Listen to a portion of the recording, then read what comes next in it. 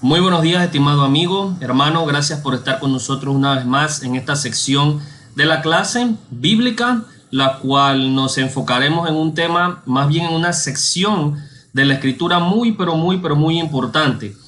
Primero que todo vamos a hacer una oración. Poderoso buen Dios que está en los cielos, en todo lugar, le damos las gracias por habernos permitido estar hasta este día con vida. Señor, usted que también envió a su Hijo a morir en la cruz por el perdón de nuestros pecados, le suplicamos que usted sea con nosotros y con cada uno de los hermanos que se encuentran hoy reunidos para adorarte, oh Dios. También le queremos pedir por todas las personas que están a cargo de esta situación a nivel mundial de la pandemia, oh Dios, los médicos, los policías, los bomberos, todas las personas involucradas en esto, oh Dios. Usted déle sabiduría y también mucha fuerza para que ellos sigan combatiendo esta enfermedad, oh Dios. Si esta es su voluntad, usted también tome, como lo ha hecho siempre, el control sobre todas estas cosas, oh Dios, y permítanos estar unos momentos más aquí en la tierra para compartir más acerca de su evangelio. Gracias por todas las bendiciones y le suplicamos que usted bendiga a todas las personas que están escuchándonos, que están, oh Dios, observándonos también, y en el poderoso nombre de Cristo Jesús pedimos todas estas cosas. Amén. Bien, hermanos, como lo hemos dicho, vamos a iniciar un estudio acerca de una sección de la Biblia muy importante. Y esta es la sección acerca de los Salmos, una parte de la Biblia que nos habla mucho acerca de, nos anima, nos llena de confort, de esperanza, también nos habla acerca de las maravillas que nuestro Padre Celestial ha hecho por cada uno de nosotros. También hay salmos que nos hablan acerca de la creación, que nos hablan acerca también muchos salmos proféticos. Y como lo hemos dicho, esta sección de la clase o más bien esta serie de lecciones la hemos titulado como Los Salmos, una antología o una colección divina. Entre los temas que vamos a abarcar lo hemos señalado así, o le hemos colocado así: el justo, el impío y el Señor, el hombre aprobado por Dios, la obra de Dios y su palabra, Dios nuestro buen pastor, nuestra confianza en Dios, Dios es nuestro refugio, la oración del arrepentimiento, y así sucesivamente los que continúan. En este caso vamos a analizar hoy, domingo 16 de enero, vamos a abarcar el tema acerca del justo, el impío y el Señor. La clase de hoy se encuentra en el Salmo capítulo 1, versículos del 1 al 6. Y vamos a leerlo aquí. Si usted tiene su Biblia, disculpe que en algunas secciones la letra puede estar pequeña, así que usted tome su Biblia y localice el Salmo capítulo 1, versículo 1 al 6. Y dice de la siguiente manera: cuán bienaventurado es el hombre que no anda en el consejo de los impíos, ni se detiene en el camino de los pecadores, ni se sienta en la silla de los escarnecedores, sino que en la ley del Señor está su deleite, y en su ley medita de día y de noche. Será como árbol plantado firmemente, plantado junto a corrientes de agua, que da su fruto a su tiempo, y su hoja no se marchita. En todo lo que hace prospera. No así los impíos, que son como paja que se la lleva el viento. Por lo tanto, no se sostendrán los impíos en el juicio, ni los pecadores en la congregación de los justos, porque el Señor conoce el camino de los justos, mas el camino de los impíos perecerá. Como ya lo hemos dicho, vamos a abarcar un tema que trata mucho acerca de la condición del justo, la condición del impío, o cómo es que una persona llega a convertirse, si esa persona era justa o si esa persona era de buen caminar, cómo es que esta persona llega a convertirse en alguien impío. El libro de los Salmos, como lo hemos dicho, es una colección nacional de poemas seleccionados divinamente por su habilidad para inspirar fe personal y devoción hacia Dios. Si usted encuentra en muchos Nuevos Testamentos, la parte de atrás siempre está compuesta, o al final, después de Apocalipsis, Siempre, la mayoría, bueno, no siempre, pero la mayoría de los Nuevos Testamentos le agregan los salmos y los proverbios. Esto es porque las personas saben que en los salmos y en los proverbios nosotros encontramos esperanza, encontramos fe, encontramos devoción hacia Dios. David era el poeta más prominente de Judá, habiendo contribuido un estimado de 73 a 150 entre prólogos y escritos se le atribuyen a David. Y es no, a contrario a la creencia que tienen muchas personas, incluso hermanos, que dicen que o piensan que todos los salmos fueron escritos por David, y este no es el caso. Sin embargo, se le atribuyen de 73 a 150 escritos. El propósito específico del libro era sostener la vida espiritual de la nación de Israel en tiempos difíciles. Sin embargo, también sirve para la vida espiritual y personal de cada uno de las personas de Israel, en este caso de cada uno de los cristianos. Algunos de los salmos expresan aclamación hacia Dios por su obra, por ejemplo el Salmo 19. Otros fueron peticiones fervorosas hacia el Padre. Entre los otros que se encuentran algunos son proféticos, el Salmo 2 y algunos que otros salmos que podemos nosotros encontrar. Así que podemos encontrar diversos temas dentro de los salmos. Encabeza esta lista de antologías divinas o encabezando esta lista de colección divina se encuentra un salmo que habla de escuchar y de retener la palabra de Dios. Como lo hemos dicho, los salmos fueron creados para proveer ánimo al pueblo de Dios.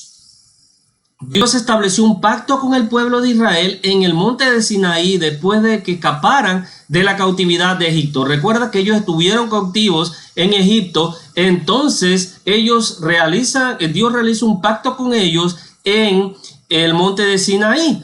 Dios fue el libertador y el soberano que los protegió durante todo su viaje por el desierto. Durante los 40 años que ellos estuvieron vagando en el desierto, Dios los libertó, Dios los protegió hasta que ellos llegaran a la tierra prometida y los siguió protegiendo. Esto fue un pacto que Dios hizo con el pueblo de Israel. El éxito y la seguridad de Israel dependía de su fidelidad hacia el pacto con Dios. Esto lo encontramos en Deuteronomio 10 y en Éxodo 34. ¿Qué quiere decir esto? Que Dios da unas ciertas condiciones. Si tú te mantienes en mis estatutos, si usted se mantiene en mi pacto, si usted se mantiene en mi caminar, yo lo prosperaré, le haré una persona de éxito. Pero si tú te apartas de mi pacto, si te apartas de mi camino, entonces tendrás consecuencias. Muchas de las personas no entienden que no es solamente que Dios le prometa algo a alguien, sino que esa persona, al Dios estar en relación con él también, o la persona también tiene que estar en una relación con Dios. Eso quiere decir que debe mantener su pacto, debe mantener sus estatutos, porque no es cuestión solamente de que Dios mantenga su palabra, sino que yo también mantenga la mía. Una vez completada la conquista de Canaán, la ley de Moisés no era menos importante para la nación. Esto quiere decir que una vez que ellos llegaron a conquistar Canaán, no quiere decir que ellos iban a apartar la ley de Moisés. Esa ley que le había sido dada en el desierto no era cuestión de dejarla a un lado. Y vemos que cuando esto ocurrió, cuando las personas el pueblo de Israel dejó la ley de Moisés a un lado, consecuencias catastróficas vinieron hacia ellos. Exilio, lo que fue también cautiverio. Muchas de las cosas malas o feas que se dio dentro del pueblo de Israel fue porque ellos abandonaron la ley de Dios. Qué maravilloso es que la primera palabra del libro en el primer capítulo es bienaventurado. La misma describe un estado de satisfacción, de dicha y felicidad. Y esto nos recuerda al Sermón del Monte en Mateo capítulo 5, que es lo que denominamos el Sermón de las Bienaventuranzas. Ahora, una pregunta es, ¿de qué depende este estado de satisfacción y felicidad del hombre? Vamos a dar dos consecuencias o dos, por así decirlo, dos estados o de lo que depende. El primero es que este estado solo es posible mediante una relación adecuada con Dios. Lo segundo que es que la bienaventuranza es la consecuencia de una elección personal.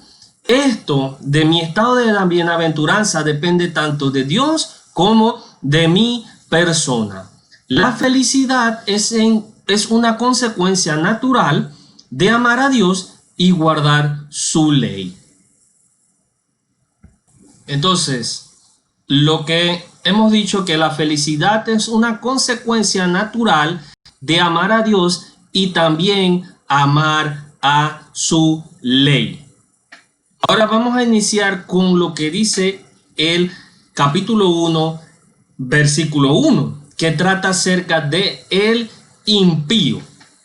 Dice así, el salmista inicia con su argumento por contraposición. Esto es la parte negativa, e intensifica su argumento o intensifica su punto con el desarrollo de un argumento de 3 puntos. Observe, cuán bienaventurado es el hombre que no anda en el consejo de los impíos, ni se detiene en el camino de los pecadores, ni se sienta en la silla de los escarnecedores.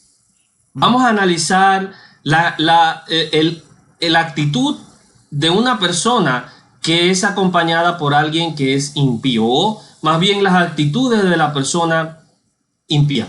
Dice así, ya lo leemos, dice: bienaventurado el hombre que no anda en el consejo de los impíos, ni se detiene en el camino de los pecadores, ni se sienta en la silla de los escarnecedores. La palabra impío significa aquel que es culpable, merecedor de castigo. Eso es según Brown y Drivers y el señor Briggs. Por otro lado, también se refiere a una actitud irrespetuosa hacia Dios y hacia las cosas sagradas. Esta es una persona impía. Aquella persona que es culpable y merecedor de castigo, y aquella persona que no respeta a Dios, ni mucho menos a las cosas sagradas. El término pecador sugiere que esa actitud irrespetuosa guía a la desobediencia. El término pecador en el griego significa alguien que erró el blanco. Sin embargo, aquí significa que la actitud de esa persona lo está guiando hacia la desobediencia.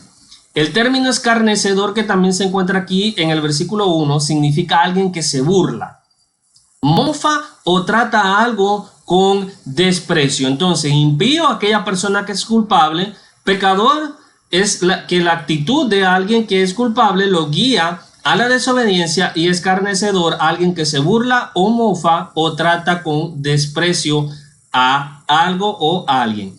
Este versículo nos sugiere una progresión en la forma en cómo trabaja la maldad o cómo trabaja una persona impía.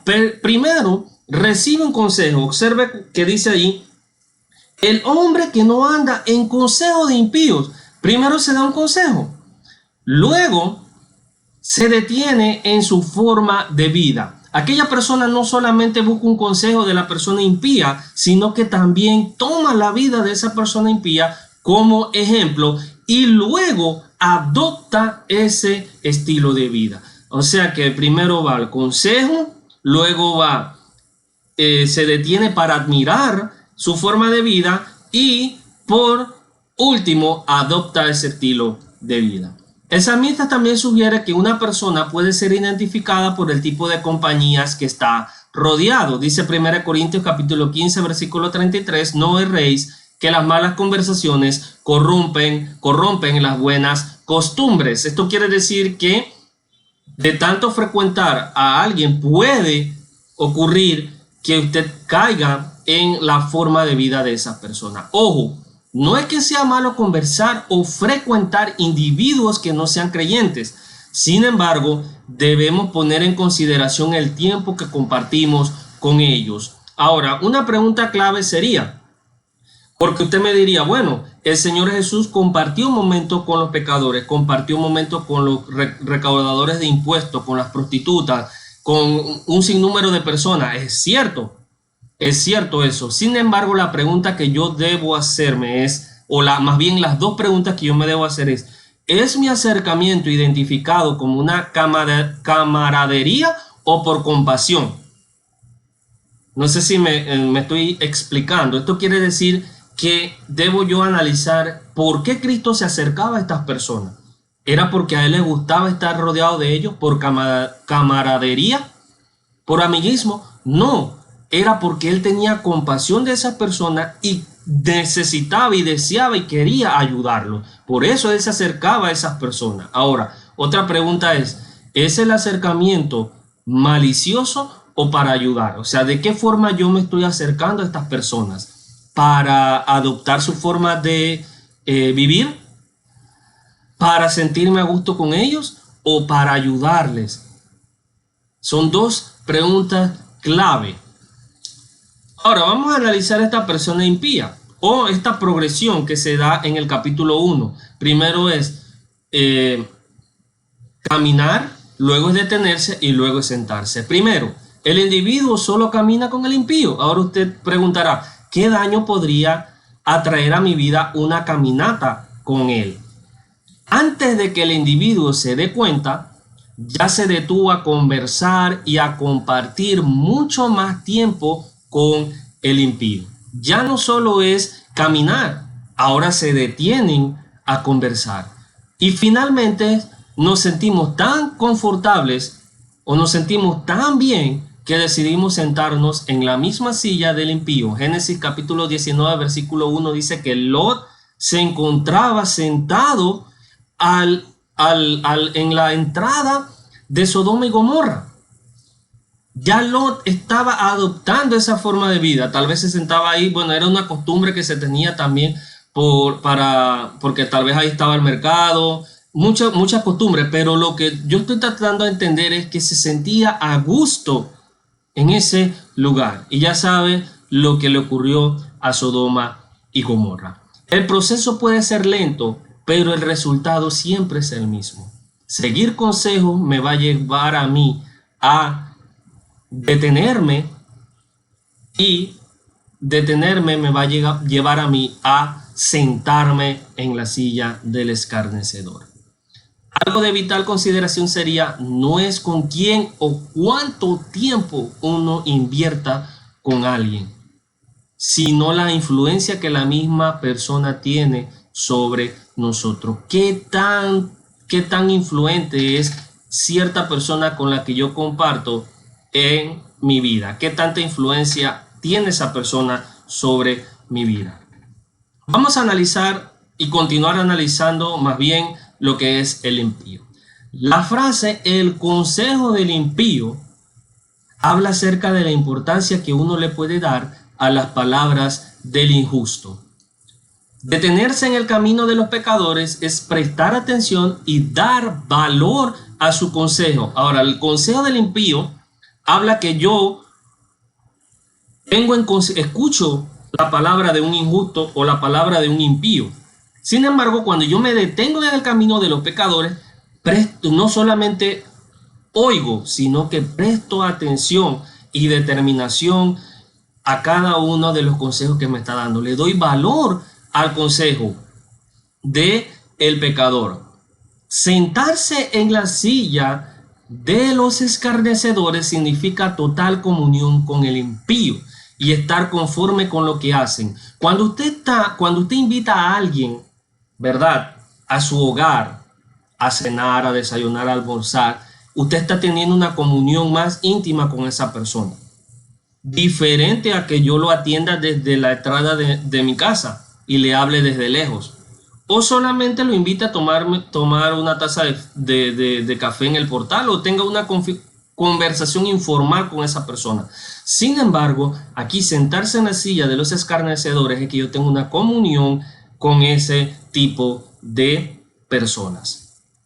Ahora vamos a analizar el bienaventurado. Ya observamos lo que fue el impío, ¿verdad? Una persona puede también volverse impía, ¿verdad?, o injusta, o puede ser que a través de las prácticas de observar a alguien practicar la injusticia, él también se vuelva injusto. Ya vemos lo que es recibir consejo, caminar, detenerse y sentarse en la silla del escarnecedor. Ahora vamos a leer lo que dice el salmista acerca del bienaventurado. Dice así: sino que en la ley del Señor está su deleite, y en su ley medita de día y de noche. Será como árbol firmemente plantado junto a las corrientes de agua, que da su fruto a su tiempo y su hoja no se marchita. En todo lo que hace prospera. Vamos a observar el bienaventurado.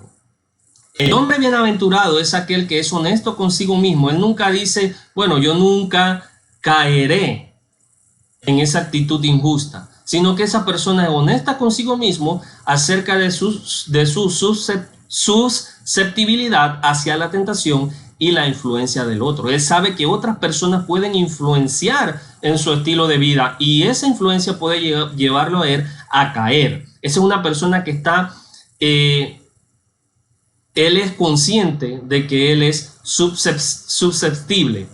Ahora, el hombre bienaventurado toma las precauciones necesarias contra la invasión del pecado. Él no solamente se queda viendo, bueno, esta persona puede influir en mí. Él no solamente se queda observando, sino que él toma precaución. ¿Y cómo es que esta persona bienaventurada toma precaución de alguien que es injusto, o de no caer en esto de la injusticia o de la impiedad? Lo primero que hay que recordar es que el sistema primario de defensa del alma es no solo defensivo, sino también ofensivo. ¿Qué quiero decir con esto? Que el alma no solamente está allí para observar y tratar de evitar realizar algo o involucrarse en alguna situación, sino que él también va y ataca ofensivamente. ¿Cómo se da esto? La clave está en no solo evitar las malas influencias, sino en adoptar las que edifican. Yo evito las cosas que no me edifican, pero pongo en práctica las cosas que me edifican. Como dijo Pablo, no todo me edifica, ¿verdad? O sea, quiere decir que yo puedo hacer todas las cosas, pero no todas me edifican. Parafraseando el término, todas las cosas me son lícitas, más no todas me convienen. Todas las cosas me son lícitas, más no todas edifican. Entonces, esa persona puede adoptar las situaciones que la edifiquen y desechar las otras situaciones. Como dice Tesalonicenses, dice, absteneos de toda clase de mal. Yo desecho el mal, pero adopto las situaciones que beneficien a mi alma. Después de iniciar su caso indirectamente, ahora el salmista desarrolla su punto de la forma más directa posible. Ahora el salmista se va a la forma directa. Dice: en vez de oír consejos del impío, el aventurado se deleita en la ley del Señor. Observe que de dónde el bienaventurado obtiene el consejo. Observe lo que dice: sino que en la ley del Señor está su deleite. El bienaventurado no recibe consejos del impío, sino que se deleita en la ley del Señor. La ley del Señor se refiere a la divina instrucción revelada por Dios. En el tiempo del Antiguo Testamento, ¿verdad?, era de la ley de Moisés o el Antiguo Testamento, pero ahora en nuestro tiempo es el Nuevo Testamento aunado con el Viejo Testamento. O sea, que yo me baso en la palabra de Dios para escuchar el consejo que Dios me tiene que dar acerca de cómo es que yo soy una persona bienaventurada, cómo llego a ser una persona de éxito. Deleitarse en la ley del Señor. Observe lo que dice el versículo 2. Esta frase, deleitarse en la ley del Señor, involucra dos cosas. La primera es la fuente de donde viene el consejo o enseñanza, es inspirada, inerrante y autoritativa. Nosotros dimos una lección acerca de la palabra de Dios, ¿verdad?, acerca de la inspiración de la Biblia. En La Luz en mi Andar usted puede consultar esto acerca de que ella es inspirada, que ella es inerrante y que ella es autoritativa. Lo segundo es que es un mensaje de valores con una relevancia práctica atemporal. ¿Qué quiere decir esto? Que los consejos que da la Biblia, los consejos que nos da Dios a través de su santa y divina palabra, no se gastan con el tiempo. O sea, no son algo que yo no puedo aplicar. Es algo que las personas de Israel pudieron aplicar a su vida, las personas de la Edad Media también pudieron aplicar a su vida. Yo puedo aplicarla a mi vida y en el futuro las personas la pueden aplicar a su vida. Ese mensaje de valores y buenas costumbres, además de también de salvación, es algo atemporal. Pensar de forma clara y efectiva son las llaves para vivir exitosamente. Cuando usted piensa de forma clara y efectivamente, usted está viviendo exitosamente. Y eso solamente se logra pensando de manera bíblica. Y al pensar de manera bíblica es cuando usted se deleita en la ley del Señor. Vamos a seguir analizando el bienaventurado. No solamente es contemplar la ley, sino que es regocijarse en su estudio, como yo lo he dicho antes. Una caminata, más bien como lo dijo la Biblia, una caminata no pone en peligro a alguien, pero cuando yo me detengo a escuchar más acerca de algo, es que yo corro peligro.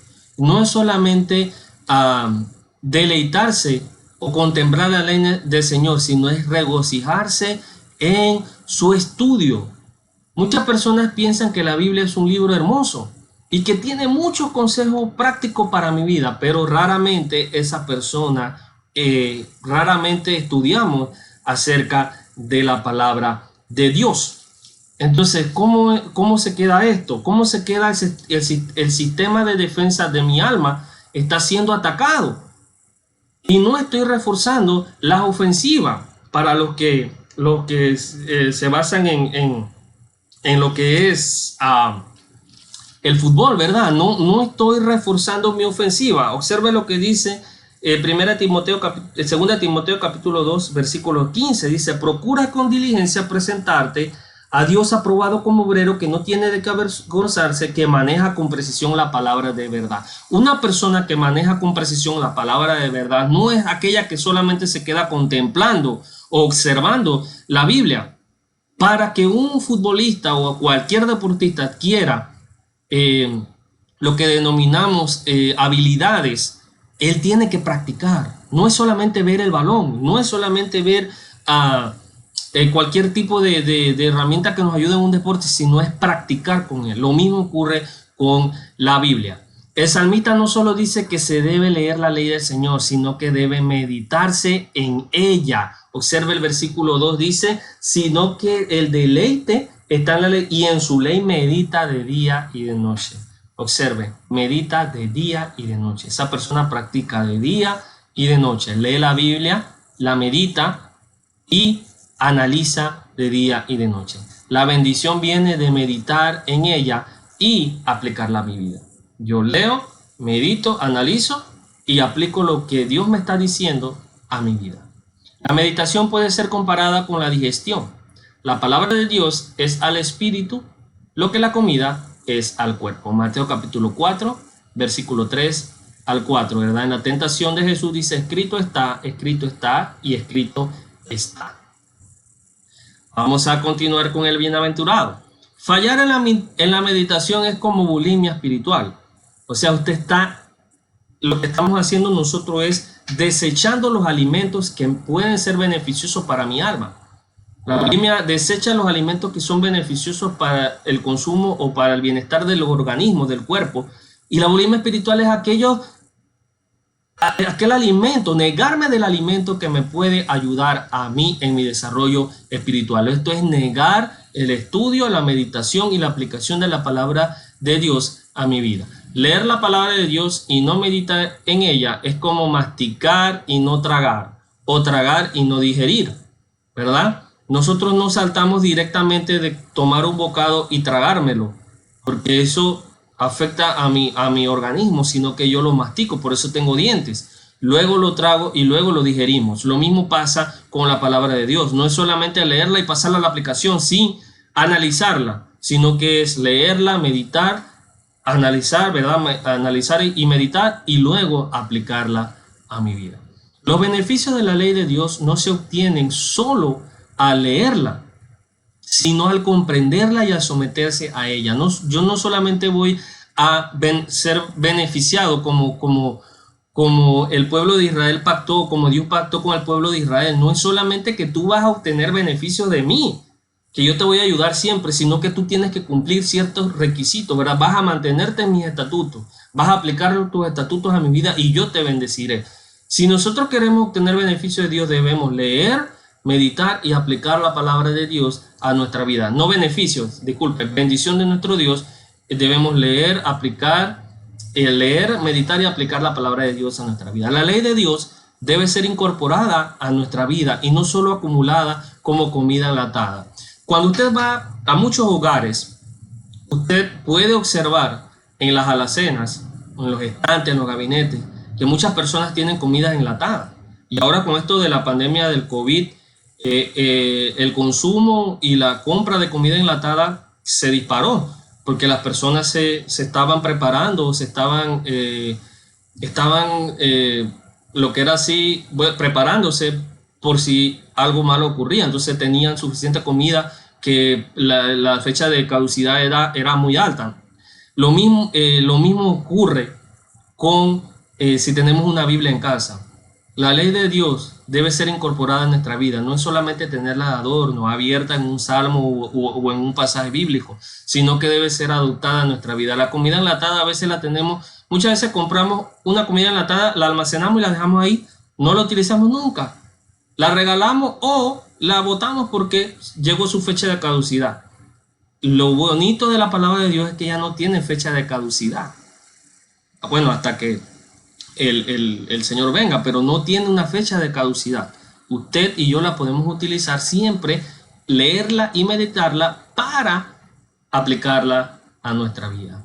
La parábola del sembrador ilustra la diferencia entre alguien que lee y otro que medita en la palabra de Dios. Recuerde lo que dice Lucas, ¿verdad? Una parte cayó sobre el camino, otra parte sobre los espinos, otra parte en terreno bueno, ¿verdad? Lo mismo ocurre con la palabra de Dios. Vamos a observar nuevamente lo que dice la parábola del sembrador.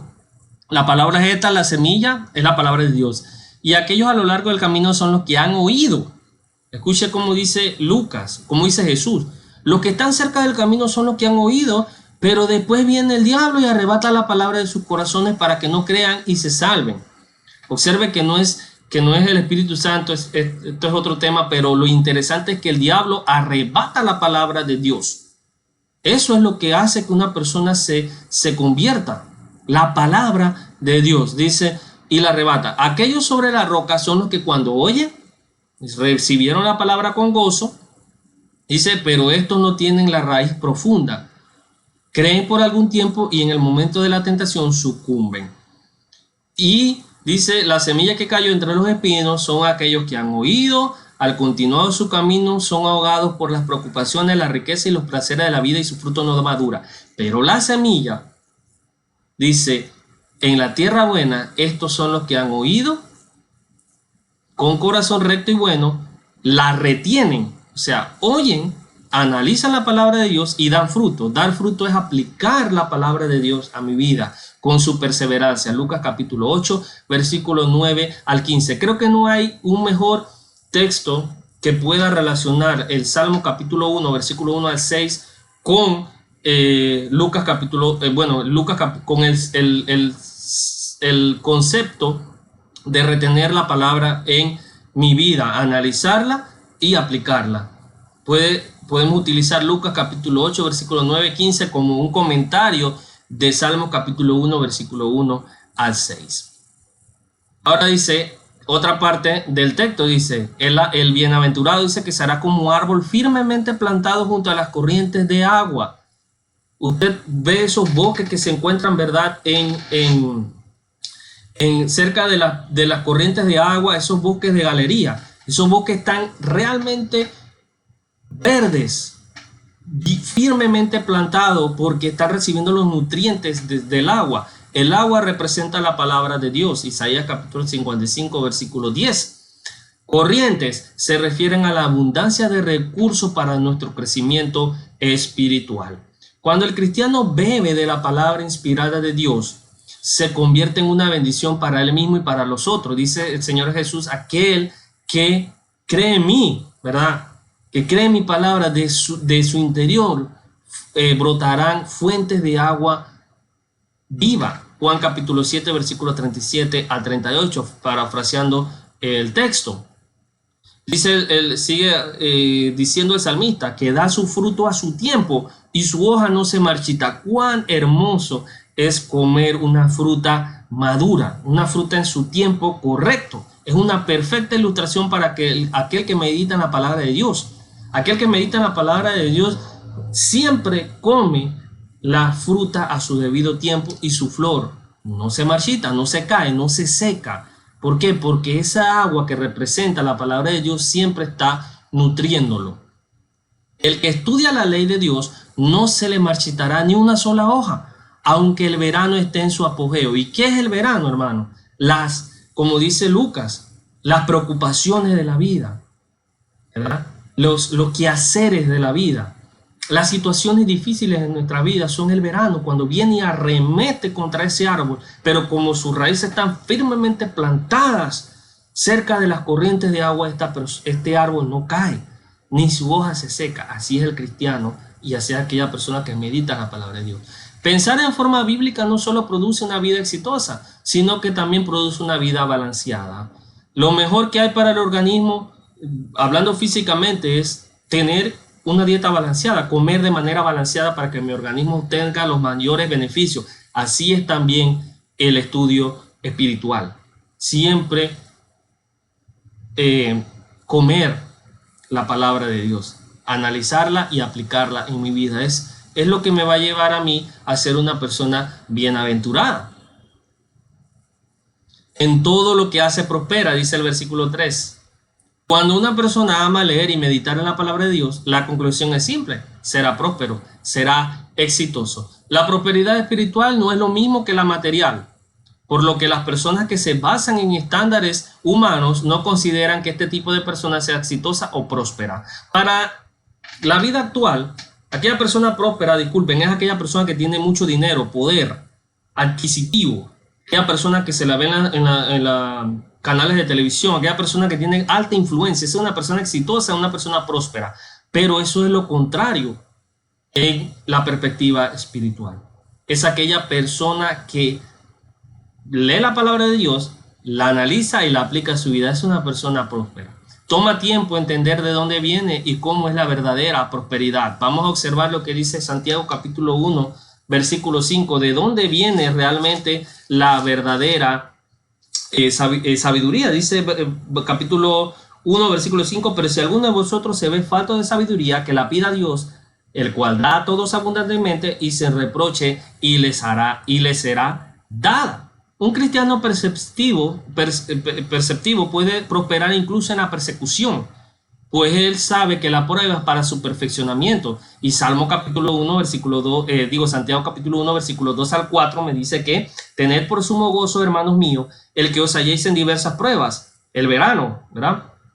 Sabiendo que la prueba de vuestra fe produce paciencia, y que la paciencia tenga su perfecto resultado, para que seáis perfectos y completos sin que os falte nada. Aquella persona completa y perfecta es aquella persona que ha sido probado y ha sido perfeccionado. Por lo tanto, esa persona es próspera. Dice, pero si alguno de vosotros se ve falto de sabiduría, observe, la sabiduría está en relación con lo que es la prueba, la paciencia, y con lo que es ser exitoso o ser próspero. Dice, sí, el ángel Gabriel profetizó que Juan el Bautista sería grande ante los ojos de Dios. Observe lo que dice Lucas capítulo 1, versículo 1 en adelante. Dice, este hombre será grande delante de los ojos de Dios, pero muchos lo menospreciaban. Juan el Bautista para muchos no fue grande delante de los ojos humanos, sino que él fue grande delante de los ojos de Dios. Lo mismo sucedió con nuestro Señor Jesucristo. Su crucifixión cumplió el propósito de Dios, pero el mundo lo vio como derrotado. Los líderes religiosos de su tiempo se burlaban de él. Si eres el Cristo, desciende ahora de esa cruz y te creeremos. Pero dijiste que en 3 días ibas a destruir el templo y que ibas a destruir el templo y lo ibas a edificar en 3 días. Bueno, hazlo. ¿Verdad? Ellos pensaron el éxito de manera material. Sin embargo, Cristo Jesús fue exitoso espiritualmente hablando, porque cumplió el propósito de Dios. Para terminar, ¿qué aprendimos nosotros hoy en esta clase?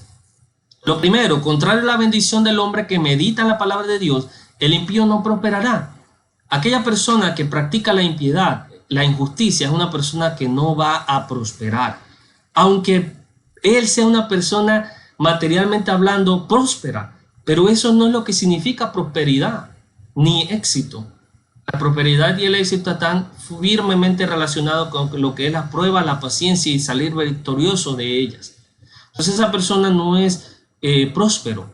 El mal pensamiento produce malas acciones que al final generan resultados indeseables, ¿verdad? Pensar mal me llega a actuar mal y actuar mal me lleva a